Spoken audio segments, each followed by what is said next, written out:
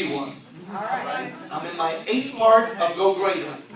And this weekend is Greater Power weekend. I'm believing God for 500 people to be baptized in the Holy Spirit this weekend for the first time. 500 people that have never been baptized in the Holy Spirit. So I've been praying in tongues all week long, praying, getting ready for this. I think sometimes we forget the power that is in praying in the Spirit. The Bible says that when you pray in the Spirit, that you make intercession for the things you don't even know what needs to be made intercession for.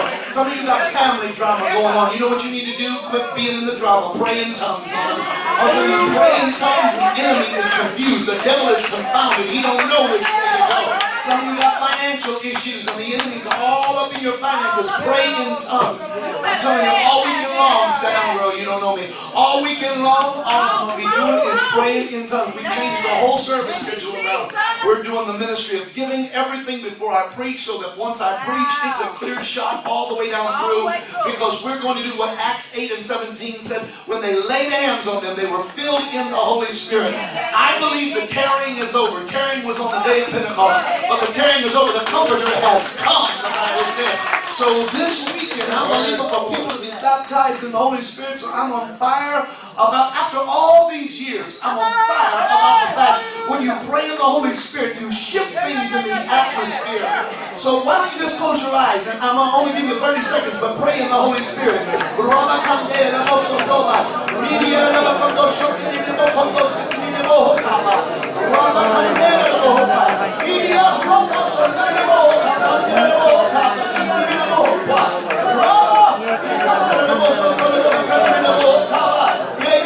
I hear God answering prayer in your family situation, with your children, with your finances, with your job.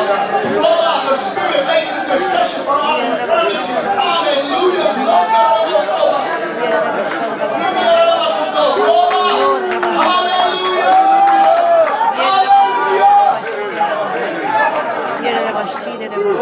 You shall receive power.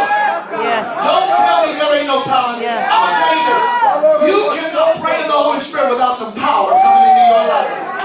I dare you, if you pray in the Holy Spirit, power is coming. It will change your marriage. It will change your children. It will change your family. It will change your finances. And if you've never prayed in the Holy Spirit, or it's been a while since you prayed in the Holy Spirit, this weekend, honey, I want you to have a hard time going back to English come Monday morning. When you walk into work, I hope you say, good morning. Morning. Hey, glory. Hallelujah.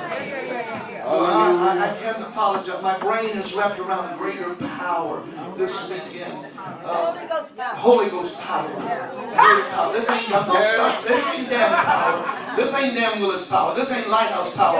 Something about the Holy Ghost power. Does anybody still believe it changes life?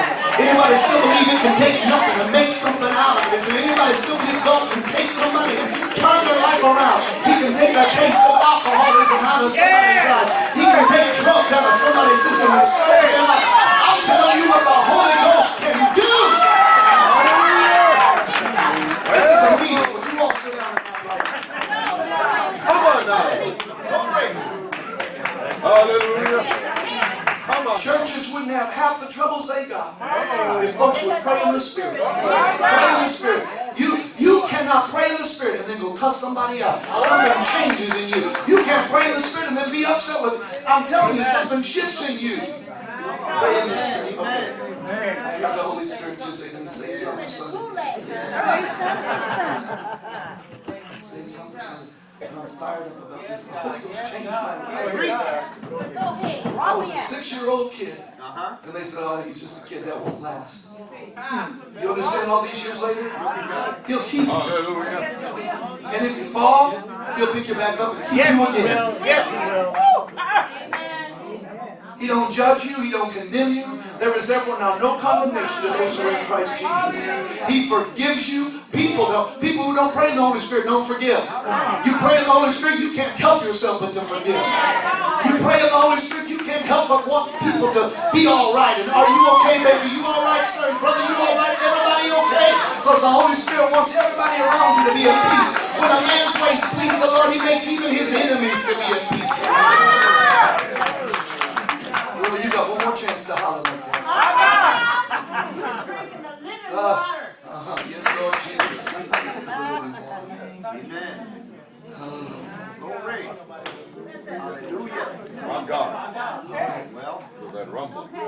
reason we are here tonight is because you are in recertification, and Linda and I are happy to be here with you tonight. And we're going to be here all evening with you. Pastor Terry Black is back tonight. I heard about you all going in last Thursday night. Now, would y'all try to mind your business? This is a recertification, not a revival. That is a I need to recertification. paint the picture of why. Habakkuk said, write the vision and make it plain. I want me not to be the only one who translates this vision. I want you to know the vision. The vision of this house in Chicago is the day of one man or one woman doing it all is over. Those days are over. It's over. We are fitly framed together for such a time as this. So God has brought this ministry together to be a stalwart or a standard for other churches and ministries to see what a team looks like, red and yellow, black and white. That it is not the Dan Willis show. It is not one person, but we are fitly framed together. So some years ago when God gave me the vision of how we would do that, what it would look like, our Bible school has played an incredible role with that, and I always give that honor to, of course, Pastor Pastoral, the Abraham of our Bible school. And I won't call you Sarah, Pastor Liz, but it's better to call him Abraham, but we'll just say Pastor Liz for our Bible school. And then, of course, Debbie, who is just the Mother Superior of the whole Bible school. And then what a gift when God gave us Dr. Pastoral. Dr. Pastoral, for walking in your calling.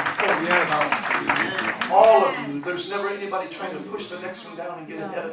We all have the same mind to do what we're doing. You're anointed for this. So the vision of this house is this. I know you've heard it. Smile at me while I tell you again. You're going to hear me tell it again another time. Every church has a front door. You could all probably say this with me. Pastor Stephanie, you've heard it so many times at every VIP dinner. Every church has a front door. It is hot in here, isn't it? It is hot. Love, open the door back again. Just in case. Pastor Jay, if you need a blanket, we'll get you a blanket. Every church has a front door. The front door is not just the physical front door, though it is the physical front door, where I think every church does a pretty good job at the physical front door. Here we call ours hugs. Hostesses, ushers, greeters, and security. It's the front line. It's the first person people meet when they come on our campus. From parking, golf cart drivers, to in here, whatever it is, that front line, that's the front door of the church. Inevitably, every church has a back door, where no matter what you do, somebody's heading out that back door. You can stand on your head, twirl batons in between, but it is what it is. So every church has a back door. So God spoke to me and said, but if there's 100 middle door pastors, people that are not so egotistical that they can't be a part of a team. Some folks don't know how to assimilate into a team, so they've had to have church in their living room and do their own thing. But if folks can be able to assimilate into a team and be able to be like-minded, you put 100 middle door pastors. All of our pastors in this church have been through 4 years of seminary. Our elders have been through at least 2 years of seminary, and that's why you're here tonight. If you're an elder, you're on your way to become a pastor, or you've been through at least 2 years of our Bible school. And so, if God gave me a vision of 100 middle door pastors, pastors of transportation, pastors of VIP, pastors of children's ministry, pastors of youth ministry, pastors of music ministry, all of the different ministries, that we aren't just titled, because that I have no use for. We got enough folks in this world running around with titles that they have done nothing to prove themselves, that they have studied to show themselves approved for that. But you've done the work. You've all had to sit under the tutelage of Dr. Perone for that pushing. For that right there. You've been through that. The vision is 100 middle door pastors. As of right now, we have 67 pastors. 71, Debbie just corrected me. 71, okay, so I'm four behind. 71, in our graduation in May, there will be two more pastors that will graduate in May in our graduation this year. So the way ministry is built is line up on line, precept upon precept. Lighthouse Church has always been like this, and we're in our exponential climb. Thank God for you. I appreciate you. I want you to be able to explain that front door, back door, 100 door, because I don't want you to ever have to say, well, let's go get Pastor Dan. He'll tell you why there's so many pastors. I want you to understand and give an account for why the ministry of this church looks like it does. That's right. It should be the poster child for the way ministry is done. It is no sense, which brings me to my next point I'm leading into tonight. By the way, two things I always teach you to tell people at everything. Number one, what are we here for? You're here for recertification. Tonight's the final night. Number two, I tell you to tell your audience how long we're going to be. As you know, we'll be out at 9 o'clock tonight unless you children go straight up Holy Ghost upside down on me here tonight. But I'm going to be teaching for 45 minutes, and Pastor Terry will be teaching for 45 minutes if the Lord says the same. So if you do the math, that's an hour and a half. That means one of us has an extra 30 minutes. I'm just saying. So if the Lord says the same. Or Debbie gets the leftover to do whatever she needs to do. So I want you to be able to give an account of what that middle door pastor situation is. This should be the benchmark for every ministry. Pastors walking alone, pastors hurting, pastors broke down is not the will of God. It brings me to point number two. That's where I was going, which is this tonight that I want to talk to you about. Before I do some housekeeping, and I have a distribution for you, and we're going to talk about some housekeeping. But I want to charge your atmosphere, things that I won't say in there to the public at large when I'm ministering this weekend on the Holy Ghost power. Yes. We are in a relationship. You and I are in a relationship. Do you know that God has always been about relationship? Oh, this weekend is greater power. But I want you to start getting ready for next week. Part 9 is greater relationships. I'm going to be teaching about the 3 relationships God designed in the scripture. Number 1, He wanted a father relationship with us. Everybody needs a father voice. Everybody needs a father voice in their life. Amen. I do not care about fame, riches. I care about God. 5 years ago, God spoke to me and said, I've raised you up to be a father among the nations in this city. The Bible says you have many teachers, but not many fathers. So we're in a relationship. Everybody needs a father voice. The father voice in my life, Dr. Arthur M. Brazier. And what I found about that father voice, it gets you in right alignment. Amen. And when you get in right alignment, you can always figure out your right assignment. Amen. I'll say that one more time. When there's a father voice in your life, God always wanted us, He wants to be a father to Adam and Eve. He wanted a relationship. God never built Eden so He could come down and judge folks. He built it so He could come down and walk with them in the cool of the day. Man jacked it up. God didn't want judgment. He wanted grace. He wanted to be with us. You need a father voice. You need somebody telling you, no. Don't go that way. You need a father affirming you, validate. Good job, daughter. Good job, son. That's my role. But on the earth, your heavenly Father, that's that role. But on this earth, God still, they play out. I'm going to teach about this. But I'm going into it tonight just a little bit because of us. The second one is, well, I'll wait for the second, third one until next week. But because the first one's the one I'm going to talk to you about. So we're in a relationship. In any healthy relationship, there is growth. A relationship that does not grow is stagnant, gangrene sets in, and it will die. Yes. Ultimately, before the death, there will be a severe amputation. And it will be painful and stinky. Pastor Amy's a nurse. Some of you in here are nurses. You know nothing smells worse than putrefying flesh.